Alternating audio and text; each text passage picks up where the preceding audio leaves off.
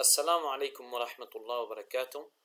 أقدم في هذه المرئية درس مسرحية غروب الأندلس المنهاج الفلسطيني.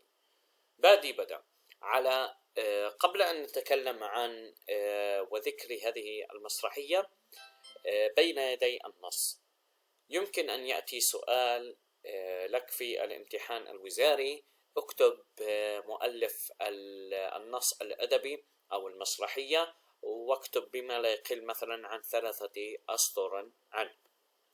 أهم ما يميز في هذه الفقرة بالمؤلف عزيز أباضة، شاعر مصري،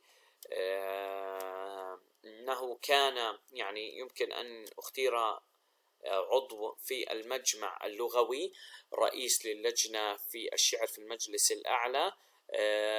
مهمة هذه الجملة: عايش أمير الشعراء أحمد شوقي، تأثر به، ماتت زوجه فأخرج ديوانه أناك حائرة. فذكر ديوانه مهم، وأيضا بأنه عايش أمير المؤمنين كالأمير المؤمنين أمير الشعراء أحمد شوقي اتجاهه إلى الشعر المسرحي والتمثيلي، وأنه استمد فكرة أو مادته المسرحية من التاريخ والبطولات الإسلامية والقومية. أهم مسرحيات شجرة الدر وغروب الأندلس ماثلة أمامكم. إضاءة على معنى الشعر المسرحي والتمثيلي. الشعر المسرحي والتمثيلي يعني بأن أبيات من الشعر تمثل على خشبة المسرح، وهذا بمعنى الشعر المسرحي.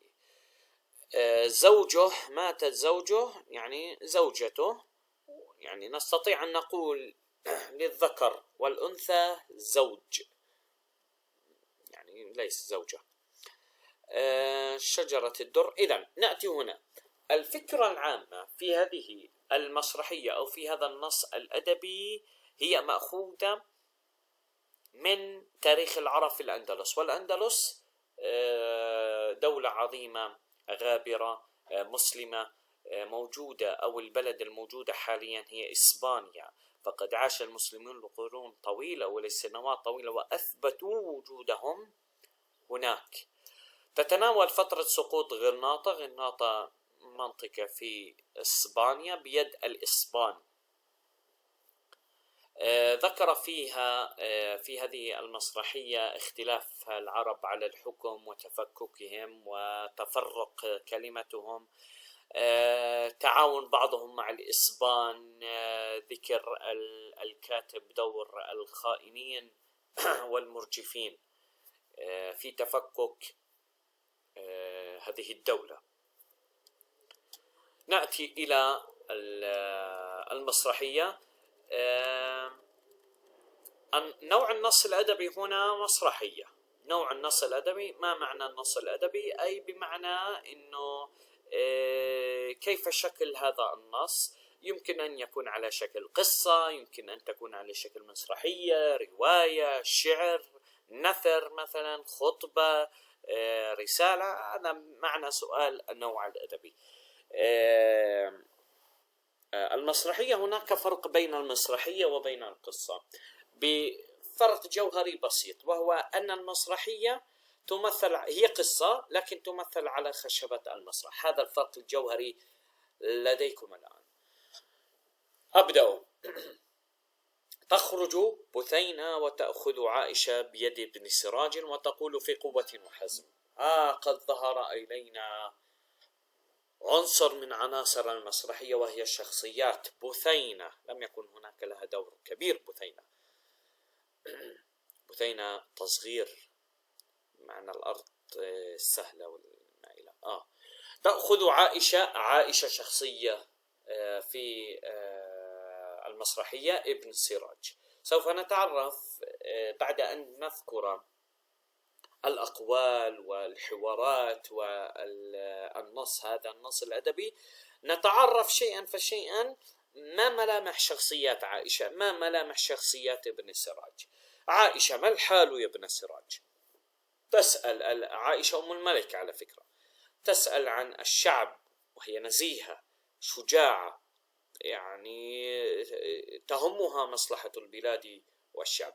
تسأل: ما الحال يا ابن سراج؟ قال ابن سراج: أظنها شر حال. الشعب قد ضاق ذرعا بهذه الأحوال، محاصر من يمين، مروع من شمال، هوى به الجوع روحا. طيب، في البداية ما الحال يا ابن سراج؟ يعني كيف هو حال الشعب؟ هذا الشعب التعبان شو ماله؟ قال شو رد عليها؟ أظنها شر الحال، يعني ما فيش يعني تعبان الشعب، ماشي الروح الخل. ما الحال؟ يعني خليني أنبه لك على شغلة، خاصة في الإعراب. لما بدك تعرف اسم الاستفهام ويكون بعدها معرفة، شو بتعرب؟ ما في محل رفع خبر. طبعا في عندك طريقة، في عندي طريقتين انك تعرف هذا في اسم الاستفهام، اذا كان في محل رفع خبر او في محل مثلا رفع مبتدا، خاصة بالمبتدا والخبر بس. الاسم الاستفهام في اسماء استفهام خاصة في المبتدا والخبر. يعني في عندي طريقة اللي يكون الطريقة الأولى إذا كان اللي بعدها معرف بال بتكون اسم استفهام في محل رفع خبر. وفي طريقة ثانية إنك تجاوب عن السؤال. لما تجاوب أنت على سؤال ما الحال يا ابن سراج، شو بتقول؟ الحال تعبان مثلا. الحال شو أنت بديت بالحال، فالحال أنت لما بديت فيها يعني مبتدأ، يعني هي بالأصل كانت في السؤال هي مبتدأ مؤخر. وأجت اسم الاستفهام إيش؟ في محل رفع خبر. يا النداء يبنى، منادى منصوب، سراج مضاف إليه. أظنها فعل بأخذ مفعولين. عندي المفعولين هنا الهاء ضمير متصل مبني في محل نصب مفعول به. ودائما يعني لما تشوف الهاء متصلة بفعل لأنها ضمير نصب في محل نصب مفعول به. شر اللي هي المفعول. وكمان من المعنى الصرفي اللي هي اسم تفضيل. شر وخير اسم تفضيل. لما يقول لك استخرج لي اسم تفضيل، موجود عندك شر، حال مضاف إليه. وضع الشعب مبتدأ مرفوع علامة رفعه الضمة. قد حرف تحقيق، وهنا قد بتيجي على معنيين، حرف تحقيق وحرف تشكيك. إذا بدي أفرق بينهن، إذا كان بعد قد فعل ماضي يفيد التحقيق وإشي صار وتأكد 100%، أم إذا كان بعدها فعل مضارع بيكون يفيد التشكيك. لكن هذه القاعدة مش 100%. في جمل مذكورة في القرآن الكريم قد بعد فعل مضارع يفيد التحقيق، يعني مش قاعدة 100%، لكن يمكن أني أسهل لك إياها وتكربها على سياق المعنى. لما يقول لك قد كسر الزجاج وقد يكسر الزجاج، شو بتفهم من المعنيين؟ ضاق فعل ماضي مبني على الفتح. قد ضاق الشعب فاعل مستتر. ذرعا ما بعرفها هنا انه مفعول به. ليش؟ لانه ضاق لازم، ما مش متعدي او لا ياخذ مفعول به. فشو بدي اعرفها هان؟ بعرفها هنا تمييز منصوب علامة نصبه تنوين الفتح بهذه الاحوال، بسبب هذه الاحوال. طب هنا في قاعدة قلناها اللي بيجي بعد اسم الاشارة بيكون بدل، والبدل هنا احوال، بدل على مين راجع؟ على هذه. وشو إعراب هذه؟ اسم إشارة مبني في محل ماذا؟ في محل اسم مجرور. تمام. الأحوال بدل، إذن بتكون بدل مجرور علامة جره الكسرة. محاصر مفاعل، يعني من الشغلات اللي بتأثر على الشعب أو من الشغلات اللي بيعاني منها الشعب أنه محاصر.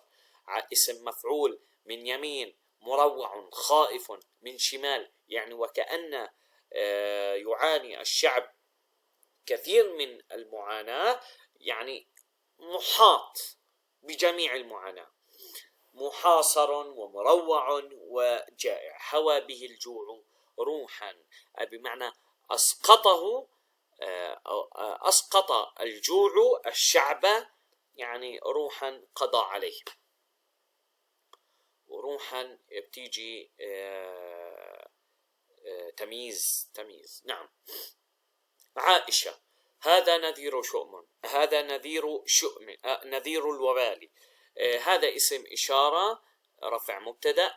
نذير أنا ما بقدر أعربها بدل، أنا بعربها خبر لأنها ما أجي بعدها معرف بال. طيب، نذير الوبال. الوبال هي الشدة وسوء العاقبة، يعني هذا يعني نذير شؤم، هذه إشي مش مليح. والوبال أقرب لك إياها معنى بأنها بمعنى سوء العاقبة، فكأن هنا معنى أو من معاني الوبال هي المطر. فكأنه معناه إنه من المصايب اللي نازلة على الشعب زي المطر بشكل كثيف، هذه المعاناة اللي هو الجوع والمحاصر وأنه مروع. لا تيأسي. لا ناهية، واللي بتيجي بعد لا ناهية فعل مضارع مجزوم. مجزوم بإيش؟ مجزوم بحذف النون. لا تيأسين من الأفعال الخمسة. إن حرف توكيد ونصب. دايما لما أشوف إن حرف توكيد ونصب، ويعني لما أقول لك أسلوب تأكيد بتفكر في إن وما بعد إن فيه خلائق الأبطال. خلائق جمع خليقة. الأبطال يعني يمكن إنه يجي لك السؤال: أعطيني الأخلاق التي تميز بها الأبطال في هذه النص الأدبي أو في هذا المقطع. نقول هنا يعني بعد ما نعرف شو خلائق الأبطال: لولا خيانة رهط، يعني من الشغلات اللي بيأثر فيها الشعب اللي هي الخيانة، ودور الخيانة إنه في تفكك المسلمين وإنه في ضياع الأمة. لولا أسلوب شرط غير جازم. رهط أي بمعنى مجموعة من الأشخاص من 3 إلى 9، فهم قليل لكن دورهم كبير. منه شديد المحال. شديد فعيل صفة مشبهة. المحال أي بمعنى القوة. بتذكرني في آية في القرآن الكريم في سورة الرعد: شديد المحال أنا الله سبحانه وتعالى. طيب، هنا شديد المحال في أسلوب فني بدي أنورك عليه اللي هو الطناص. أول مرة بتسمع في الطناص أنا عارف، بس معنى الطناص إنه أسلوب فني بأخذ أنا من مصدر، من تاريخ، من القرآن الكريم، من أسطورة، من حديث نبوي شريف حلو، وأخذ هذه الكلمة أو الكلمتين أو حتى الجملة وأضعها في نص الأدبي. طب ما أنت راح تقول لي زي الاقتباس. لا، الاقتباس إشي ثاني والطناص إشي ثاني. كيف يعني؟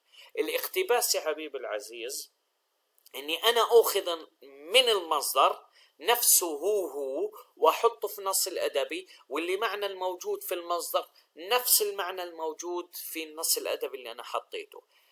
أما الطناص المعنى المأخوذ من المصدر غير المعنى المأخوذ اللي بدي أحطه أنا في النص الأدبي. اثبت لي ذلك.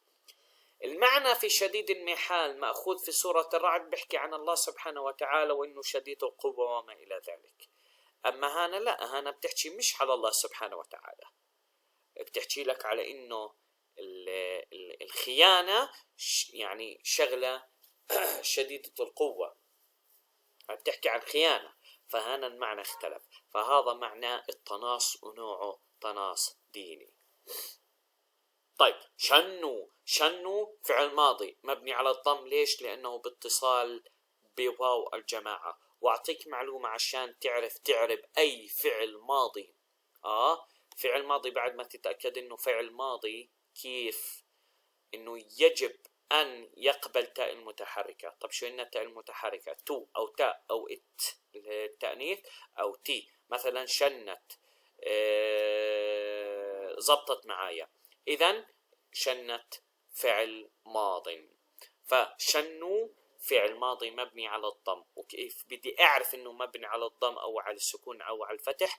ألفظ على آخر حرف بالفعل. بدك تقول لي آخر حرف الفعل اللي هو الواو، بقول لك لا، آخر حرف بالفعل اللي هو النون، فشن إشي والواو إشي ثاني.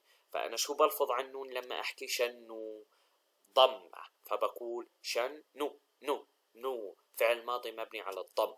ضروب أنواع إرجاف. الإرجاف وهي بمعنى مأخوذة من القرآن، مش مأخوذة، مذكورة في القرآن الكريم عشان أكرب لك إياها. معناها المرجفين، أي اللي بيطلعوا إشاعات. والأوجال مفردها وجل. قلوبهم وجلة مذكورة كمان في القرآن الكريم، أي خائفة. والإرجاف والأوجال مصدر. طب كيف بدي أعرف المصدر من غيره؟ لازم أعطيك أداة سحرية عشان تعرف المصدر، اللي هي يقبل كلمة عملية. فعملية الإرجاف زبطت معي، إذا إرجاف هي مصدر. والأوجال، عملية الأوجال زبطت معي، إذا الأوجال مصدر.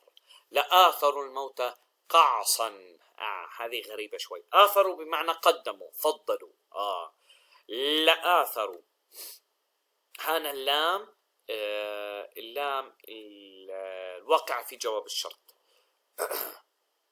آثروا فعل ماضي مبني على الضم. الموت مفعول به منصوب علامة نصبه الفتحة. قعصا، قعصا هنا معناها انه مواجهة الاعداء، بس بزيد لك عليها شغلة عشان تفهمها، انه مواجهة الاعداء حتى الموت. قدموا انفسهم للموت، يعني حتى الرمق الاخير.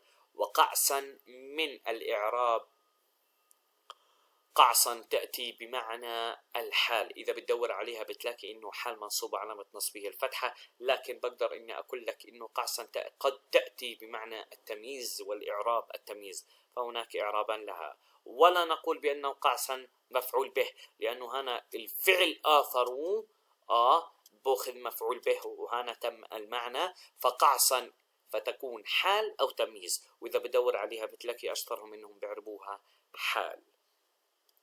تحت ظرف ظرف أو مفعول فيه. الظبا حد السيف، والعوالي مفردها عالية وهي الرمح.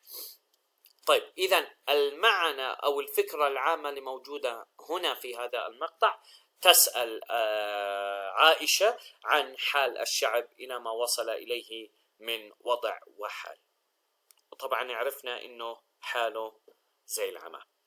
في سؤالين، كيف بدك تسألني كيف رايح يجي لي السؤال في هذا المقطع؟ المقطع قدامك، يمكن انه يحكي لك ما الفكرة العامة، يمكن انه يحكي لك اعطيني كيف حال الشعب او شو الشغلات اللي بيعاني منها الشعب، انه محاصر، مروع، جائع، والخيانة. ايضا ما خلائق الابطال المذكورة هنا. آثروا الموت قعصا، إيثارهم على تقديم أنفسهم للموت. واو حرف عطف قلنا. طيب نيجي لعائشة. عائشة بل حرف عطف. بل تيجي بمعنى الإضراب، عشان أكرب لك إياها. بل كبل، كبل بل ببكى معنى، والبعد بل ببكى معنى، يعني كأنه بثبت عن الاشي اللي قبله. بل قل، قل فعل امر مبني على السكون. قل انت اللي هو فعل الفاعل ضمير مستتر. خيانة رهط، خيانة وال، وال اسم فاعل، هي اصلها والي منقوص، هنا محذوف الياء لانه مش مضاف ولا معرف. دكته كالزلزال. دكته بمعنى ضربته. كالزلزال، انه شبهنا في تشبيه. لما اشوف في عندي الكاف وكالزلزال، شبه الخيانة ايش؟ او حال دكة الخيانة كحال في الشعب، كحال الزلزال لما يدك في الارض. قلها فعل امر. فمن قال حقا دوى به لم يبالي. فمن، من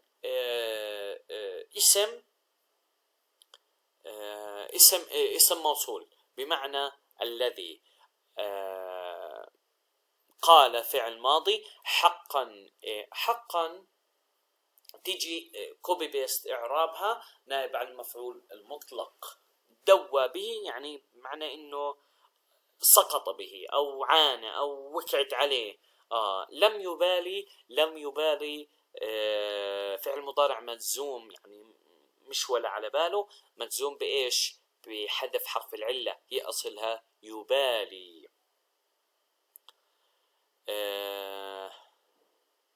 لا، في هنا شغلة صح. من هنا من مش اسم موصول، مش فالذي قال حقا دوى به، مش ظابطة، جاية هنا اسم شرط، فهنا من اسم شرط.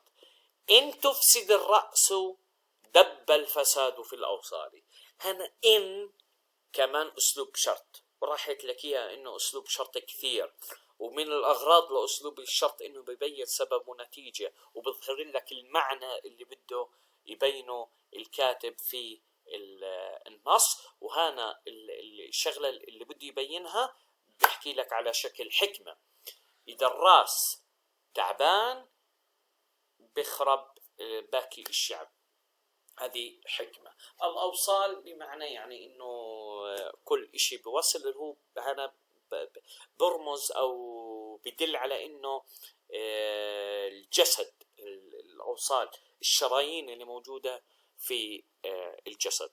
والرأس هنا يعني بترمز كمان للرئيس أو القائد أو الحاكم. فهنا بذكر لك أو ببين لك، بتبين عائشة اللي هي أم الملك إنه المشكلة في الرأس اللي هو بيعاني منها. يدخل الملك ومعه شيخ القضاء وأبو القاسم الوزير ورؤساء العشائر. دخلت عنا هنا في شخصيات جديدة اللي هي شيخ القضاء. طيب الحين من الملامح الموجودة عندنا قدامنا اللي هي عائشة تميزت بأنها شجاعة، تميزت بأنها ساخطة، مش عجبها وضع ساخطة، أي بمعنى يعني مش عجبها وضع الشعب، بدها تقدم إشي مليح، بتحب شعبها وبدها تقدم له إشي مليح، فهي شجاعة. ابن سراج قائد صادق بيهتم في الشعب وبده يصلح مع الشعب ومع حزب الملاح اللي هم عائشة وابن سراج. الحين بنيجي إلى المفاجأة الكبرى. الملك ومع مين؟ مع شيخ القضاء. بدنا نشوف هذا الشيخ أبو عبد الله، شرف أبو عبد الله. أمه أبو عبد الله اللي هو الملك، أمه بينادي على مين؟ بينادي على عائشة، أمه منادى.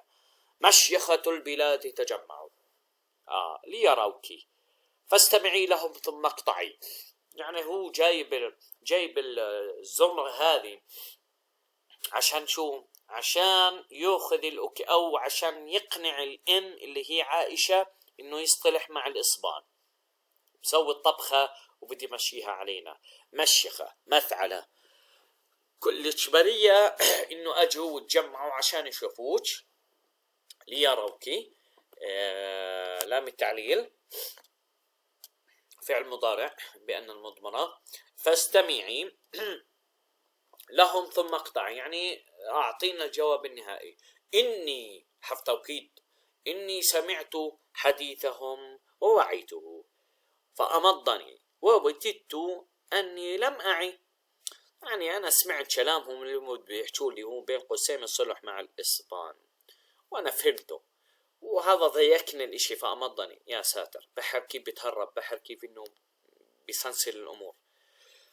حبيت إني هذا الكلام إني ما أفهمش. شيخ القضاء، يا شيخ القضاء، يعني بنادي عليه شيخ القضاء ابدأ. فأنت كبيرهم بتذكرني في مين؟ بتذكرني في عندك لما أجى إبراهيم وحطم الأصنام، هذه كريبة عليها. طيب شيخ القضاء، هات نشوف أول كلمة من شيخ القضاء، هات نشوف. مولاي إني قد بثثت ما معي. بحر كيف يخرب بيتك. مولاي، يا مولاي أنا اللي عندي أعطيتك إياه. عائشة هلا نفضت إلي رأيك، يعني أنت يا الشيخ القضاء الكبير أعطيني رأيك أنت. بدي يتهرب قال إنه رأي الجماعة يا أمير المؤمنين يا أميرة. فاسمعي، البني آدم بده يشرد، ما بده يحكي رأيه. بني آدم إيش خبيث، هي أول معلومة عرفتها. بده يعني بخطط للخائن، بخطط للصلح. هي كمان معلومة أنا بضيفها عن شيخ القضاء، وهنا بتذكرني في الحكمة اللي ذكرتها إنه الراس إذا تعبان بفسد الأوصال. يلا من عندي يعني. لابد من صلح مع الإفرنج أو نردة. شوف، غاب وجاب، بقول لك لابد من صلح مع الإفرنج. لازم إحنا الإفرنج نصالح إحنا وياهم، نطبع أو إيش، أو نردة بمعنى نموت. أصلح الساجدين الركع. عائشة استفهام يفيد التعجب. أصلح الساجدين الركع المذلولين. شيخ القضاء سميه كيف أردت، اللي بدك إياه سميه. هو على المبدأ مش على التسمية. إن الخطب أي بمعنى الأمر العظيم أو المصيبة اللي هم فيها. إن الخطب لن نقوى عليه بعزمنا المتصدع. عزمنا المتصدع يعني شبه إنه قوتنا كالصخرة المتشققة.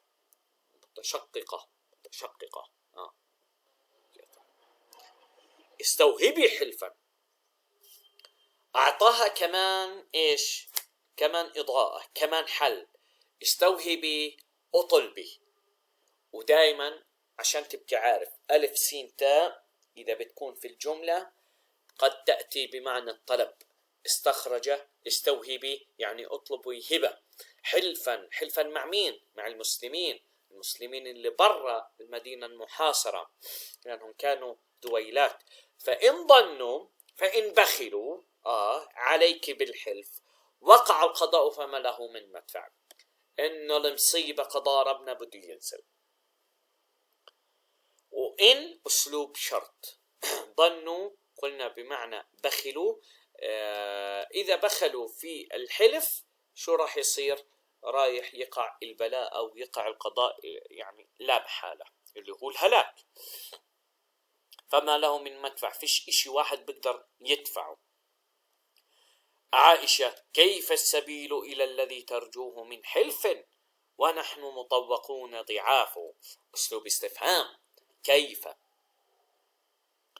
كيف أنت اللي بدك إياه من حلف مع المسلمين ونحن مطوقون ضعاف. واو الحال، نحن ضمير في محل رفع مبتدأ، مطوقون خبر مرفوع علامة رفعه عندك الواو جمع مذكر سالم. وهنا في عندي عشان تعرف أسلوب استفهام يفيد التعجب. وما أبو عبد الله هذا الملك الجبان المستسلم، وما هو منادى لا يجدي العناد، يعني بقول كأنه بدي قطع يديها وجريها. لا يجدي العناد. لا هانا مش لا الناهية، لا النافية. وأنا أعطيتك طريقة أنك تفرق بين اللا الناهية واللا النافية، إنه اللا الناهية بمعنى الطلب. لما قال لك لا تيأس، أنا طلب، أنا بأمر، بس أنا بنفي ما بأمر. لا يجدي العناد فإنه سيل طغى. سيل، فشبه العناد بأنه إيش، بأنه كالسيل. ويمكن إنها تكون بمعنى إنه ترمز لجيش الإسبان بأنه كالسيل. دفاعه القذاف، إنه قذاف يعني اللي بيقذف، أو يعني هنا معناه الصرفي صيغة مبالغة للتكثير. لو عندي هنا شرط، لو نستطيع. في شغلة هنا لولا، وين راحت لولا؟ دائما في قاعدة بعد لولا بيكون مبتدأ، فخيانة مبتدأ. نرجع لهنا. لو نستطيع فعل مضارع مرفوع علامة رفعه الضمة. لو نستطيع دفاعه لم نأله جهدا. لم نأله أي بمعنى لم نقصر، ولم جزم بعدها فعل مضارع مجزوم طب فعل مضارع مجزوم بإيش؟ فعل مضارع مجزوم على من جزمه حذف حرف العلة. طيب كيف عرفت بأنه حذف حرف العلة؟ أنا بحكي لك كيف. عشان يكون الفعل المضارع مجزوم بثلاث شغلات، إما أن يكون بالسكون، أو إما أن يكون بحذف حرف العلة، أو إما أن يكون بحذف النون. أعطيك طريقة بسيطة الحين. نقله أو في يعني بقدر أعطيك طريقتين.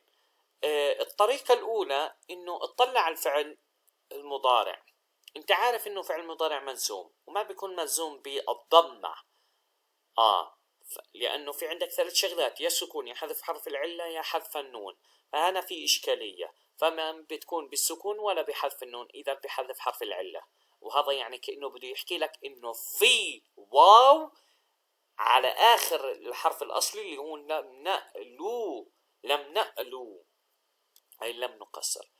وفي شغلة ثانية بعطيك إياها قاعدة لتعرف الفعل المضارع. شوف، الفعل المضارع زي الفعل الأمر، كنا بسكون أو حذف حرف العلة. إذا كان الفعل المضارع، بعطيك قاعدة بس مش 100%، بس يمكن إنها تساعد في أغلب الأفعال الأمر. شوف الفعل المضارع، الفعل المضارع المجزوم، هل الفعل المضارع المجزوم أنا بعطيه لا مفرد ولا أكثر من مفرد؟ لا مفرد. الحين المفرد في عندك شغلتين، يا سكون يا حذف حرف العلة، والأكثر من المفرد اللي هو الأفعال الخمسة بتكون طوالي حذف النون. فهنا أجت لمفرد لم نقلوه، لمفرد فلم نقلو مفرد، يا بتكون سكون كنا يا حذف حرف العلة. طيب الحين كيف بدي أعرف إذا سكون ولا حذف حرف العلة؟ بتحول للمضارع. المضارع اللي هو شو؟ نقلو. فهنا انتهى بحرف العلة، فبتكون حذف حرف العلة منسوم بحذف حرف العلة. جهدا، ولكن الجهود عجاف.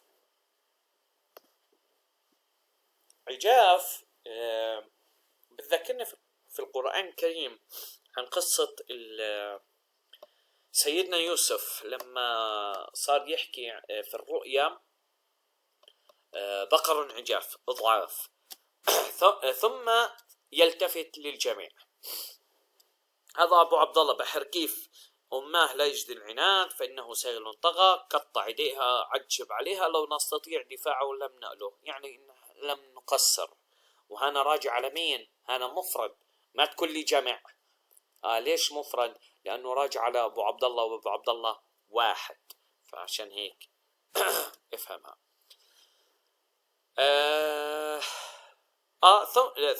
ثم يلتفت للجميع. قولوا، أمر بإيش؟ بحذف النون. أنا أهلك أم نثوب إلى الحجا فترد في أقاربها الأسياف. يا سلام عليك. أنا أهلك استفهام ألف، فعل مضارع مرفوع علامة رفعه الضمة. أم عطف، نثوب فعل مضارع مرفوع علامة رفعه الضمة. الحجا أي بمعنى العقل، الحجا أي بمعنى العقل. شو بصير؟ أنهلك أم نثوب إلى الحجة فإيش؟ فترد في أقاربها الأسياف. هذه يعني جملة يعني زي ما بتقول كوبي بيست، معناه إنه إحنا واحدة من الثنتين، يعني عشان أقرب لك إياها في الشرح، يا بنموت يا إحنا بنرجع للعقل. قالوا شو العقل؟ اللي هو إن نتصافح مع المين، يعني نتصالح مع الإصبان. هذا هو الحجة اللي هو العقل اللي هو بيحكي عليه. فترد في أقاربها الأسياف، يعني كأنه كل واحد بحط السيف إيش في غمده وما بيقاتل. فهذه معنى فترد في أقاربها الأسياف. أقارب يعني إنه السيف قريب له. في أثناء كلام أبي عبد الله يتنقل الوزير أبو القاسم إلى رؤساء العشائر يحادثهم ويحرضهم. أبو القاسم: تعاليت سيدتي فأذني أحدثك عن خطبنا. خطب أي بمعنى الأمر العظيم الداهم، يعني الواقع لا محالة، الجاي داهم فاعل. عائشة في سخرية: تكلم، احكي، خلصنا يا زلمة، انطق هالجوهرة. ما هي ليش في سخرية؟ لأنها عارفة أنهم كلهم قدامهم منافقين مرجفين خائنين. تمام. تكلم فأنت وزير البلاد، يعني إذا أنت ما حكيت أنه بدي يحكي. تكلم فأنت وزير البلاد وناصح عاهلها القادم. ناصح على وزن فاعل، عاهل اللي هي راجع على أبو عبد الله، القائم فاعل. أبو القاسم: لعلك قدرت ما نابنا، يعني إنه لعل عندك هنا ترجي. وبذكرك إنه هنا الجملة الإنشائية والخبرية هنا جملة إنشائية، يعني أنت كأنك قيمت الأمور والإشي اللي صابنا، اللي نابنا، اللي صابنا. وما نابنا يا أبا القاسم. يعني كأنه هي مش عارفة. أبو القاسم: حصار يطوقنا كالسوار إذا ما استدار على معصم، يعني إنه هو زي إيش؟ زي السوارة، هذا الحصار. والجوع يمزقنا نابه، فشبه إنه إيش؟ في تشبيه هذا كأنه زي المفترس اللي حط نابه علينا. وحمي أو حمى من القلق المبهم، من الحمية، الحمى اللي هي بتيجي بمعنى يعني الغليان، وتيجي بمعنى إنه ارتفاع الحرارة. من القلق المبهم، مبهم أي بمعنى الغامض، مبهم أي بمعنى الغامض. وهنا مبهم اسم مفعول، واعطيتك طريقة كيف بدك تفرق اسم المفعول. لما تشوفي عندك ميم مضمومة وفتح ما قبل الآخر فهانا اسم مفعول. اسم مفعول مأخوذ من الفعل إيش؟ غير ثلاثي، أبهم. طيب. وشعب رماه انتصار الفرنج بيأس جرى فيه مجرى الدم. فكأنه هذا الشعب هذا الشعب من المصايب كمان اللي عنده انه صار يمشي اليأس في عروقه زي الدم. فكأنه شبه اليأس زي الدم اللي بيمشي في الشرايين، او مع الدم اللي بيمشي في الشرايين. وجيش، شوف انه الشعب من المصايب الحصار والجوع والحالة النفسية للشعب، وكمان انه الحالة النفسية للجيش انه كيف تخاذل وكيف انه تنازل وتخلى، حدط محله، تلاشى وضعف، انكمش. فإلا تغيثوه يستسلم. هنا عندك فإلا تغيثوه يستسلم. أيستسلم الجيش؟ استفهام يفيد التعجب. ماذا تقول؟ يهون الهوان على المرغم. يهون الهوان يعني أي إشي بصير فينا، مش إنه أسوأ إشي صار لنا، في الأسوأ منا طب فينا، يعني بدناش نذكر على هذا الإشي. يهون بمعنى يسهل. المرغم يعني المغضوب، مش المغضوب عليه، يعني اللي صار على الحدث، الرغم. مرغم اسم مفعول. عائشة في ضيق وهي تعبانة في الحالة النفسية تبعتها. وماذا ترى؟ شو انت شايف؟ اعطينا رأيك. كأنها بدور على واحد يحكي كلمة حق. أبو القاسم: سائلي الكابرين رؤوس عشائرنا تعلمي. اسألي يعني اسألي ميش الكابرين. الكابرين فاعلين اللي هم الإجبارية. الإجبارية اللي موجود عندنا. رؤوس عشائرنا تعلمي، يعني إنه هذول اسأليهم لعلك تعرف ما أجمعوا. يعني أنت عارف شو هم بيحكوا أو شو هم برسموا، شو هم بيخططوا. فبين ولا تكتم، يعني احكي وما تسر، لا تكتم، تكتم آسف. أبو القاسم يقولون دك قران العدو فإن لم نسالمه لم نسلم. هم بيحكوا إنه ضرب العدو قرانا وعجب عليهم، فإن أسلوب شرط لم جزم نسالم، يعني إذا إحنا ما نطبع معه، إذا ما نصالحه حلو مش رايحين نسلم. جواب الشرط لم نسلم. وقالوا الشجاعة إن لم تفد فضرب من الحمق والمأثم، يعني إنه وإذا الشجاعة إذا بتهدد فينا الشجاعة، هذا يعني إنه القتال، نأخذ القتال هذا ضرب نوع من أنواع الحمق، الفعل. المأثم المأثم يعني من الإثم في حق النفس. رويدا، شوي شوي، مهلا، في حدة، فقد سقت فقه الخشوع وفلسفة الجبن فيما أرى. يعني إنك إيش شوي شوي علي، أنت قاعد بتبين لي، يعني بتسوق لي فيها فقه الخشوع وفلسفة الجبن، يعني كأنك أنت بدك تمرر الصلح وأنت بدك تمرر الجبن علينا. أذلك رأيهم أن تراك نصحت به في غواشي الدجى؟ يعني هذاك هم رأيهم اللي هم أنت بتحكي فيه، ولا أنت يعني أنت اللي بعبشت، أنت اللي خططت، أنت راس الحية، أنت اللي حكيت غواشي الدجى، يعني في الظلمات، وهي يعني في وراء الكواليس. أنت اللي حكيت هذا الاشي، وهنا في عندك أذلك استفهام في التعجب. أبو القاسم